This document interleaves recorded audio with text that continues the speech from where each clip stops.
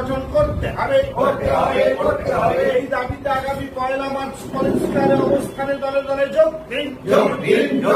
পশ্চিমবঙ্গের সরকারি কর্মচারী, ডাক্তার, নার্স সবার ঐক্যবদ্ধ আন্দোলন জিন্দাবাদ।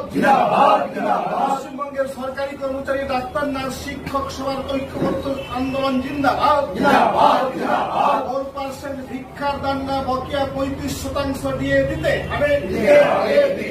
অবিলম্বে পে কমিশন ঘোষণা করতে হবে। এই দাবিতে ঐক্যবদ্ধ আন্দোলন করে আগামী 1 মার্চ কলেজ স্কয়ারে বেলা 2টার অবস্থানে সামিল হন। নমস্কার।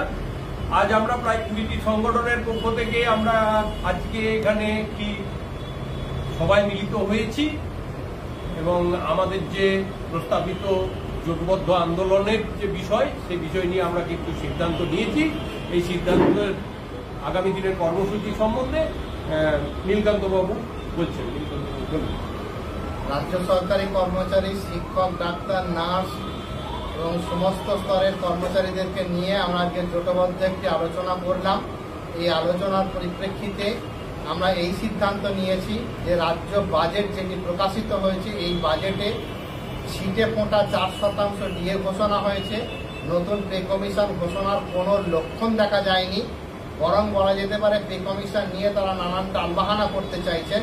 তাই পে কমিশন এবং বকেয়া 39% ডিএ আদায়ের লক্ষ্যে আমরা 1 মার্চ কলেজ স্কয়ারে অবস্থান বিক্ষোভ করতে চলেছি এবং এই অবস্থান বিক্ষোভে সমস্ত স্তরের সরকারি কর্মচারী, ডাক্তার, নার্স এবং ড্রাইভার অ্যাসোসিয়েশন, পেনশনার, শিক্ষক, শিক্ষাকর্মী সবাই আমরা, সর্বস্তরের শিক্ষক শিক্ষাকর্মী সবাই আমরা এই আন্দোলনে যোগ দেব এবং এই কর্মসূচিকে সফলভাবে রূপায়ণ করব।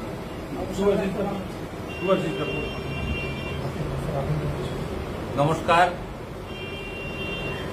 আজকে আমরা শিক্ষক, শিক্ষাকর্মী, ডাক্তার, নার্স, সরকারি কর্মচারী সকলেই উপস্থিত হয়েছিলাম বিভিন্ন সংগঠনের প্রতিনিধি হিসেবে।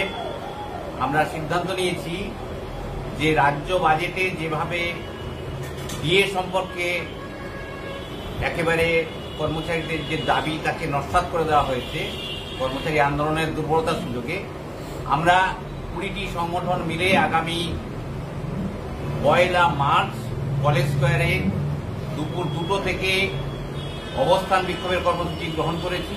এর প্রতিবাদে লাগাতার আন্দোলন গড়ে তোলার লক্ষ্যে সমস্ত স্তরের সংশ্লিষ্ট কর্মচারী এবং কর্মচারী সংগঠনের সকলকেই আমরা আহ্বান জানাচ্ছি ওই দিনের যে কর্মসূচি তাতে সক্রিয়ভাবে অংশগ্রহণ করার জন্য এবং সমস্ত রকমের সহযোগিতা করার জন্য। ধন্যবাদ।